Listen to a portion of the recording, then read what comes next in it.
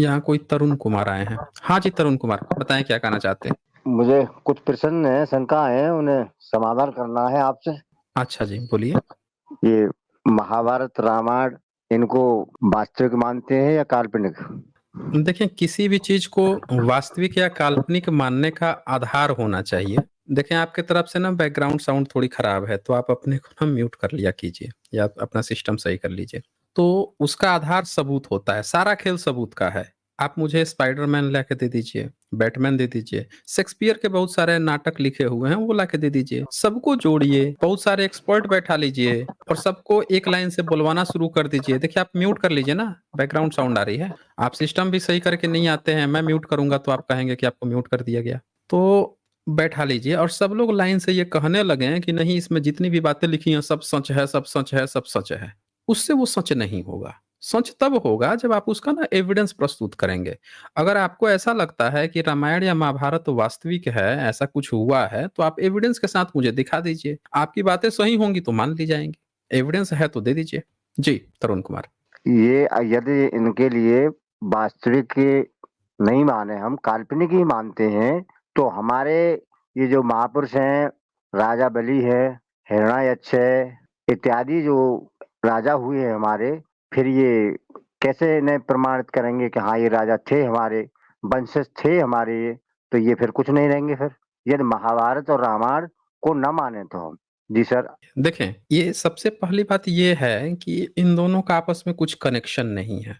समझ रहे ना, अगर किसी चीज का आर्कियोलॉजिकल एविडेंस अगर मिल रहा है, आप उसको ही मानेंगे। एक बात बताइए, भारत में जितने SC ST OBC हैं, हमारा तो इतिहास हमने लिखा नहीं, ना लिखने दिया गया, हमारी भाषा लिपि गायब कर दी गई। हमारे पूर्वजों ने जो लिखा था, सम्राट अशोक ने लिखा था, गुप्त वंश ने लिखा था, फिर बीच में जितने भी वंश आते गए, शुंग वंश आते गए, और जितने भी वंश आते गए, सबने जितने जिसने भी लिखा, हर्ष काल ने लिखा, पाल वंश ने, उन्हीं के मिलते हैं हमें। तो एक बात हमें समझने की जरूरत है कि जिसका हमारे पास कोई सबूत नहीं है, उसकी लिखी हुई किसी की गप्पों से हम क्यों अपना एविडेंस मानेंगे। आपको किसी बलि का पकड़ा दिया जाए, हम उसको क्यों मान लेंगे, क्यों मानेंगे।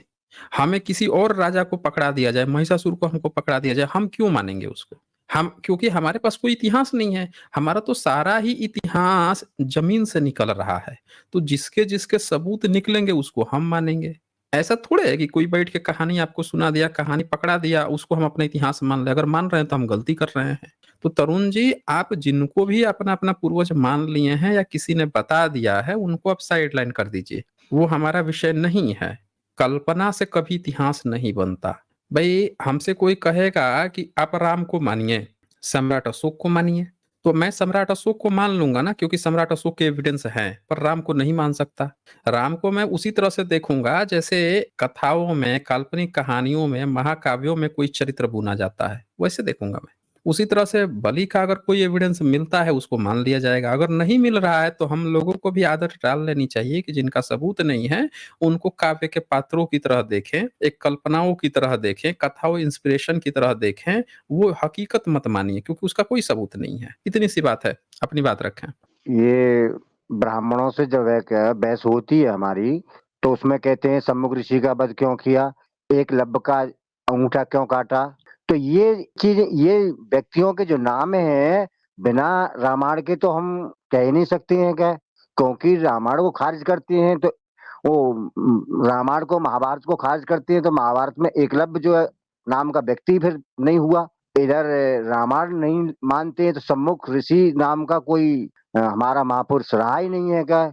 इधर जो है ये कंस हुए, और भी राजा हुए हैं, राजा अय्याति हैं, बहुत ढेर सारे जो है कहाँ है राजा हुए हैं, तो ये सब खारिज हो जाएंगे। एकलव्य हैं बस, सम्मुख ऋषि, तो ये शायद हुए ही नहीं फिर का, ये सब खारिज ही हो जाएंगे। इससे कह रहा हूँ कि मतलब ये फिर थे ही नहीं इसका मतलब। जी सर बोल। हाँ जी, बिल्कुल सही कहा आपने, वो सारे के सारे खारिज हो जाएंगे, ये सारे खारिज हो जाएंगे। बस यहाँ पे बात ये है, आप ये सोचेंगे कि हम लोग क्यों नाम लेते हैं, उसका नाम लेने का कारण होता है। कहने का मतलब ये है कि आप स्वस्थ हैं तो हमें आपको कांटा चुभाने की जरूरत नहीं है।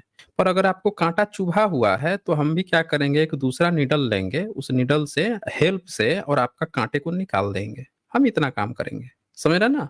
अगर हमारे पास निडल नहीं होगा तो पहले के तो लोग जब निडल नहीं होती थी तो वो क्या करते थे, एक दूसरा कांटा लाते थे, उसकी मदद से पहला वाला कांटा निकाल देते थे। तो यहाँ पे ये बातें हैं, अच्छे से समझिएगा। जब कोई व्यक्ति आप पर थोप रहा है कि ये हमारी रामायण की किताब है और वो ये कह रहा है कि इसमें सारी अच्छी-अच्छी बातें लिखी हैं, इसको आप भी मान लो। इसका जो चरित्र है, जिसको हम अच्छा कह रहे हैं, उसका हम मंदिर बनाएँगे, उसमें हम बैठेंगे और आके आप हमें दान दक्षिणा दो। तुम नीची जाति के रहो, हम ऊँची जाति कहलाएँगे और तुम्हारी नीची जाति के हमारे देखो जिसकी आप पूजा करने आए हो, उन्होंने भी हत्या की है, लेकिन तुमको मानना पड़ेगा क्योंकि वो ईश्वर हैं। तो ये बात उसने स्थापित की, आपने नहीं स्थापित की।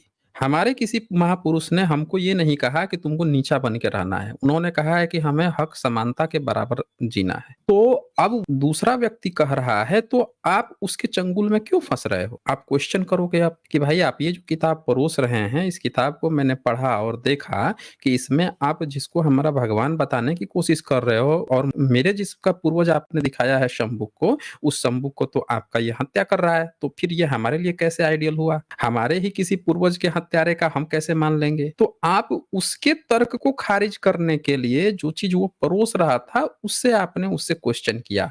इसका ये नहीं मतलब हुआ कि आपने राम के या शंभुक दोनों के अस्तित्व को मान लिया या इसका ये मतलब नहीं हुआ कि आपने एकलव्य के अंगूठा के कारण एकलव्य को सही मान लिया। बल्कि ये तो थियरी ही उनकी है, ये प्रपोज़ल उनका है कि हमारे यहाँ ऐसी-ऐसी चीज़ है और इसमें हमारी तुम्हारी ये व्यवस्था है और तुम इसको एक्सेप्ट करो। तब आपने उसमें से ये क्वेश्चन उठाया।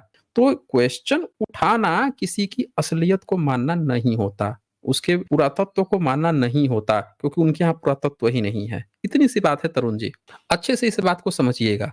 खारिज तो वो ऑलरेडी है, जो नहीं मानता है ये सिर्फ़ उन लोगों के लिए है जो मान रहे हैं, वो उससे क्वेश्चन एराइज़ करेंगे, वो उससे क्वेश्चन खड़ा करेंगे। जी, तरुण जी। जी, ये आयुर्वेदिक के जनक किसे कहा जाता है? सुश्रुत को या शल्य चिकित्सक थे सुश्रुत और चरक संहिता, ये आयुर्वेदिक की प्राचीन पुस्तकें हैं। क्या ये मानते आप नहीं? एक बात बताइए, जी। आपने ब्रह्मैनिकल सिस्टम में कभी पढ़ा है कि उन्होंने चिकित्सक को इज्जत दिया है? क्या आपने उनके यहाँ जो चिकित्सकों की दशा है, उसका कभी अध्ययन किया है? अगर किया है तो थोड़ा-सा डिटेल से बताइए और अपनी पूरी बात रख लीजिए क्योंकि आपकी साउंड ना बैकग्राउंड साउंड दे रही है, तभी मैं अपना जवाब दूँगा। जी। सर ये मैंने मैंने ये पुस्तकों में पढ़ा था है क्या कि चरक जो है क्या है फिजिशियन थे और सुश्रुत जो थे वो शल्य चिकित्सक थे। उनके कुछ औजार फर्रे भी देखे मैंने क्या पुस्तक में जो है क्या। तो उन्होंने अपनी-अपनी नाम से ही एक पुस्तक बनाई थी एक है सुश्रुत संहिता और चरक ने बनाई चरक संहिता। तो चरक जो ऋषि थे वो फिजिशियन थे एक। तो ये प्राचीन पुस्तक कही जाती है आयुर्वेदिक की। जी सर। अब एक चीज़ यहाँ समझने की ज़रूरत है कि जैसा कि यहाँ पे सारी बात ये आ गई कि जिसको आप समझ रहे हैं, चरक संहिता, सुश्रुत संहिता आज आपके सामने किसी ने लाके पेश कर दिया और आपने सोच लिया कि चूँकि उसने उस लैंग्वेज में लिख दिया है उस बात को, आज जिस पर ब्रह्मनिज़्म का कब्ज़ा है, इसीलिए आप सोच रहे हैं कि इसीलिए वो सही है। यहाँ पे एक बात और समझनी है आपको कि जब मैंने डॉक्टर्स पे स्ट्रीम की थी और वहाँ पे मैंने बड़े डिटेल से दिखाया था, चाहे मनुस्मृति का हवाला दिया था या अन्य किताबों का हवाला दिया था, जिसमें मैंने दिखाया था कि चिकित्सक से ब्रह्मनिज़्म का कुछ नाता ही नहीं है। वो उनके यहाँ रोटी-बेटी संबंध रखते ही नहीं हैं। उसमें लिखा हुआ है कि चिकित्सक के जो घर का अन्न है, वो पीप के समान होता है। चिकित्सक के घर का अन्न नहीं खाना चाहिए। बायकॉट करते हैं उनको, उनको समाज में नीचे दिखाते हैं। एक चिकित्सक की हत्या को जायज़ बनाते हैं। जबकि आप देख लीजिए जो रिसर्च स्कॉलर होता है, उसकी कीमत कितनी हाई होती है, उसके जान की कीमत कितनी हाई होती है। आप देखिए एपीजे अब्दुल कलाम जब परमाणु मिसाइल जब बनाए थे, परमाणु उन्होंने काम किया था, तब उनसे सिर्फ़ जो है राष्ट्रपति मिल सकते थे, बाकी सब लोग जो जाएँगे उनकी चेकिंग होती थी।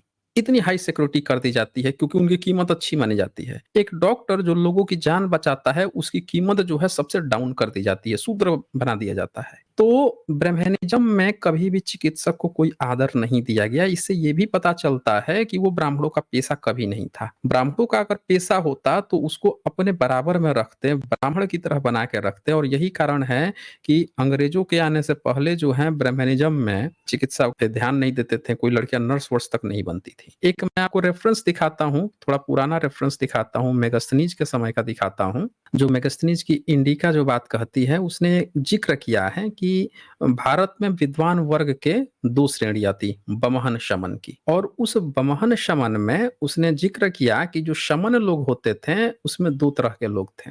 ये देखें, मेगस्थनीज दार्शनिकों के एक भिन्न विभाग यह वह कह करता है कि वह 2 प्रकार के होते हैं, जिनमें से एक को ब्रैचमैन और दूसरे को शर्मनीज कहते हैं। तो शर्मनीज जो हैं यानी शमन्स जो हैं, उनको भी 2 कैटेगरी में बाँटता है। एक हैं हाइबलोई जो जंगलों में रहते हैं, जहां पर वे पेड़ की पत्तियों, जंगली फलों पर निर्वाह करते हैं और वृक्षों की छाल से बने पहनावे धारण करते हैं और स्त्री प्रसंग और मद्य से बचते हैं। वे राजाओं से बातचीत रखते हैं जो वस्तुओं के कारण विषय में दूतों का ये दिया हुआ है। फिर एक दूसरा बताता है हाइबुलाई से प्रतिष्ठा में नीचे वैद्य लोग हैं। अब इसमें दिखाता है कि 2 तरह के शमन लोग हैं, एक जो स्त्री प्रसंग और मद से बचते हैं, यानी ये उन भिक्षुओं की बात हो रही है। उसी में अब दूसरे भिक्षुओं की बात आती है कि वैद्य लोग श्रमण में ही देखिए, श्रमणिज के ही 2 लोग हैं, हाइबुलवाई जो प्रॉपर भिक्षु हैं, एक दूसरा है जो वैद्य है। ये कहता है क्योंकि वे मनुष्य के स्वभाव के अध्ययन में लगे रहते हैं, चाल ढाल में वे बड़े सीधे होते हैं, किंतु खेती में नहीं रहते। उनका भोजन चावल और जौ है, जिनकी वे सदैव कहने मात्र से ही पा सकते हैं अथवा उनसे पाते हैं। उनके अनेक घरों की अतिथि की भांति नियंत्रित करते हैं। अपने औषधि शास्त्र के ज्ञान के कारण वे विवाहों को फलप्रद बना सकते हैं। तो ये सारी बातें दी गई हैं। औषधियों में सब अधिक श्रद्धा मरहम और पट्टी पर है। तो यहाँ से आप देख सकते हैं कि जो ब्रैचमैन और शमन की जो 2 कैटेगरी बताई गई, उसमें जो शमन थे, उस शमन की ये कैटेगरी थी जो चिकित्सा करते थे, जो जंगलों में रहते थे, जो भारत की परंपरा थी। कहीं उसने ये नहीं दिखाया है कि कोई ब्राह्मण जो है वो सब हुआ करते थे, और इसी कारण से इनको इन लोगों ने नीचा बनाया अपनी किताबों में। मैंने एक स्ट्रीम की है कि डॉक्टरों को क्यों नीचा बनाया गया है, उसमें आप जाके देख लीजिएगा, बड़े डिटेल से आपको पता चल जाएगा कि जितना भारत में आयुर्विज्ञान है सब बुद्धिस्ट का है। ब्रह्मनिकल सिस्टम ने इसको क्या किया, अश्लील ढंग से बीच में लिखा है, अपनी लैंग्वेज में लिख के तब उसको प्रस्तुत कर दिया है। इसीलिए आप कंफ्यूज हो गए हैं कि कह देगा चुर सुसुता और सुश्रुतुता ये सब जो है ब्राह्मणों की है, आप कंफ्यूज हो जाएंगे। जबकि मेगस्थनीज बताता है कि वो शमन लोग थे। और यही नहीं, आगे भी आप जब चले जाएंगे, जैसे जैसे बढ़ेंगे, आप देखेंगे बुद्धिस्ट की यूनिवर्सिटी होती थी, तो ऑफकोर्स जब उनकी यूनिवर्सिटी थी तो पढ़ाई वो कराते होंगे चिकित्सा का, इनका इनसे क्या लेना देना है। आप तिब्बत में चले जाइए, आज भी तिब्बती स्टाइल पूरा का पूरा वही है। ब्रह्मनिज्म ने सिर्फ उसको अपने फायदे के लिए लिया, अपनी तरह से उसको लिख दिया, इसीलिए आपको लगता है कि ये उनके हैं। इतनी सी बात है तरुण कुमार जी। जी, आप बोल सकते हैं। जैसे आयुर्वेदिक पुस्तक निकलती थी उस समय पे। किस हेलो, समय पे? जिस समय पे ये नालंदा यूनिवर्सिटी में का बौद्ध पढ़ते थे, शिक्षा ग्रहण करते थे उस समय पे। हाँ जी, हाँ जी। ये आप इत सिंह के नोट्स पढ़ेंगे तो उसने चिकित्सा की बहुत महीन-महीन विधियाँ बताई हैं। आप जितने बुद्धिस्ट देशों में जाएँगे, जहाँ पे बुद्धिज़्म है, आप देखिए कि इतने बढ़िया आयुर की, ये ज़बरदस्ती उसमें वेद घुसेड़ देते हैं। आयुर की इतनी ज़बरदस्त-ज़बरदस्त जो है तकनीक है। अभी जो फ़िल्म, ये जो इटली की जो फ़िल्म आई थी जवान, उसमें शुरू का ही सीन दिखाता है। शाहरुख खान एकदम मरने की स्थिति में है, तिब्बती उसका जान बचाते हैं, अपनी आयुर्विद्या से उसको बचाते हैं। तो पूरे दुनिया में जब एलोपैथ नहीं था, तब बुद्धिज्म का ही ये आयुर काम कर रहा था। ब्रह्मनिज्म ने तो जबरदस्ती उसको लिख-लिख के अपने लैंग्वेज में इधर लिख लिया, लिख के दिखाने की कोशिश की कि ये हमारा है। क्योंकि बुद्धिस्ट कोई थे नहीं, तो क्रेडिट लेना बड़ा आसान है। वो तो बुद्धा को भी अपना भगवान दिखा दिया, नौवां अवतार दिखा दिया। तो ये चीज़ है, इतनी भर चीज़ें हैं, तरुण कुमार जी। जी, तो ये गौतम बुद्ध की बताते हैं कि सूअर की मीट खाने से मृत्यु हुई थी। अच्छा, ये बताता कौन है आपको? यही बता दीजिए। ये उसमें मैंने जो है ये पुस्तक थी, बुद्ध और उनका धम्म नाम की पुस्तक है, उसमें मैंने पढ़ा था। वहाँ पे कहीं नहीं लिखा हुआ है कि सूअर का मांस खाने से उनकी मृत्यु हुई थी। वहाँ में सूअर लिखा है, वो किसी के घर पे जो गए थे, का नाम भूल गया हूँ थोड़ा मैं, तो उसके घर पे गए थे, उसने बुद्ध जी के लिए आमंत्रित किया था भोजन के लिए, तो उसमें सूअर का मीट था, उससे दस्त हुए थे उनके लिए और दस्त से उनकी जो मृत्यु हो गई, ठीक नहीं हो पाई। ये मैंने पढ़ा था, बुद्ध और उनका धम्म नाम की पुस्तक है जो बाबा साहब ने लिखी थी। देखें तरुण कुमार जी, दिक्कत क्या है कि जब भी आप अनुवाद पढ़ते हैं, तब लोग अनुवादों में इस तरह की गलतफहमियां डाल देते हैं, या आप लोग खुद से परसेप्शन ऐसा बना लेते हैं। आप पूरे बुद्धिज्म की सारी किताब पढ़ लीजिए, कहीं भी ये नहीं लिखा हुआ है कि सूअर का मांस वो खाए थे। जब भी आप किसी ब्रह्मनिज्म के द्वारा पढ़ेंगे, तो वो जबरदस्ती आपको इस तरह की नौटंकी बताना शुरू करेगा। आप सही से किताब पढ़िए ना, सही जगह पे आप खोजिए, कहीं है ही नहीं चर्चा इसकी। बुद्धिज्म में जो शुकर मद्दव है, 2 शब्द है, शुकर मद्दव। अब शुकर जो शब्द है, भारत में एक शब्द आज पाया जाता है शक्कर। यही शक्कर जब अरब में गया तो शुकर बन गया। अरब वाले जो हैं उसको शुकर बोलते हैं, और यही जाके जर्मनी में जुकर बन गया। जैसे मार्क जुकरबर्ग जो है, मार्क जुकर, ये डॉक्टर राजेंद्र प्रसाद सिंह ने अपने ट्वीट भी किया हुआ है। तो जो जुकर शब्द है वो इसी से रिलेटेड है। जब 2 शब्द को जब हम जोड़ते हैं, जैसे गुलाब जामुन, गुलाब जामुन में गुलाब अलग चीज है, वो एक फ्लावर है, और गुलाब जामुन, जामुन एक फ्रूट है। इन दोनों को मिलाते हैं तो गुलाब जामुन जो कि एक मिठाई बनता है। उसी तरह से शुकर मद्दव जो है, शुकर जब शब्द आप निकालेंगे तो एक शुकर का मतलब होता है सीधा साधा, एक शुकर का मतलब जो आप संस्कृत में बताना चाह रहे हैं सुअर, वो भी होता है। लेकिन जब उसके साथ मद्दव जब शब्द जुड़ता है, शुकर मद्दव, तो उसका एक अलग मतलब निकलता है। जैसे एक नाम आपने सुना होगा मशरूम, और मशरूम की तरह एक और मिलता है जिसका नाम कहा जाता है कुकुरमुत्ता। आपने सीताफल देखा होगा, सीताफल इंग्लिश में उसका नाम पड़ा है कुकुरबीटा, उस पूरे चैन जो है वेजिटेबल्स की। अब बताइए हिंदी में कोई उसको समझेगा तो कुकुरबीटा, बीट मतलब क्या है, कुकुर का बीट समझ लेगा उसको। तो हमें इस चीज को समझने की जरूरत है कि जब भी हम किसी भाषा को, पाली की भाषा को पाली में समझें, संस्कृत में समझिएगा तो वो देवान पिय को फिर बकरा मूढ़ ही लिखेगा, जबकि वो देवों का प्रिय है। तो ये समझने की जरूरत है कि वहां पे जो शुकर मद्दव शब्द आया है वो पेड़ पौधों पर पाया जाता है। वो जो है रूट होती हैं, जो मशरूम जो होती हैं, वो जहरीली मशरूम थी दरअसल की बात की गई है। जैनिज्म में आप जाएंगे तो वो लोग बताएंगे कि हम लोग आज भी रूट वाला फल नहीं खाते, जो जमीन के भीतर उगता है वो वाला नहीं खाते, बचते हैं क्योंकि उसमें कीड़े उड़े ना हो या मर जाएं इस तरह के। तो वहां शुकर मद्दव जो शब्द है उसका मतलब ही एक तरह से उसकी एक प्रजाति थी, मशरूम की एक प्रजाति थी, उसके लिए वहां शुकर नहीं लिखा है, शुकर मद्दव लिखा हुआ है, ये शब्द है। तो जो अनपढ़ लोग हैं, जो इस बात को नहीं समझ पाते हैं, वो क्या करते हैं जानबूझकर, क्योंकि उनका खेल ही पूरा बुद्धा को गाली देने पर, रामायण में बुद्धा को गाली दे रहे हैं, फिर इसी तरह से हर जगह गाली दे रहे हैं, कल की पुराण में मारकाट की बात कर रहे हैं बौद्धों का, उनके सारे चीजों पर कब्जा करके बैठे हुए हैं। तो जो इस तरह की प्रोपोगंडा खेल रहा है वही आपको बताएगा सुअर, समझ रहे ना, पूरी बात नहीं बताएगा वो। जो व्यक्ति आजीवन जो हैं, जिन्होंने पूरी दुनिया को ये प्रचार किया कि मांस से बचो और इस चीज से बचो, उन्होंने मांस खाने के अलाउ भी किया लेकिन गृहस्थों को अलाउ किया, भिक्षु में नहीं। तो जो व्यक्ति उनको दे भी रहा था, खिला रहा था, उसको ये नियम पता नहीं होगा, वो ला के मांस दे देगा, और उनके साथ अकेले वो थोड़े थे, पूरा उनके साथ महफिल थी, वो मांस खा लिए। तो ये हमें समझने की जरूरत है कि ये चीजें जो हैं गलत हैं।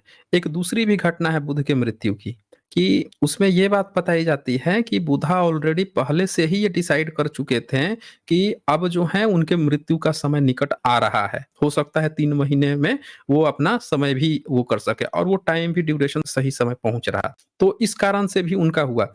तीसरी बात ये थी कि वो जिस व्यक्ति के घर गए थे वो पेशा से लोहे वोहे का काम करने वाले थे, पेशा से। फिर उन्होंने उसको बुलाया कि लोग कहीं ऐसा ना समझ लें कि इसके कारण से इनकी मृत्यु हुई है।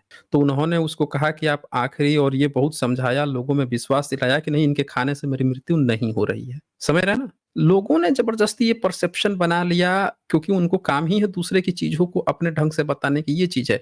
ठीक है, मेरे ख्याल से तरुण जी मैंने आपको काफी समय दिया है। जी। ओके, चलें।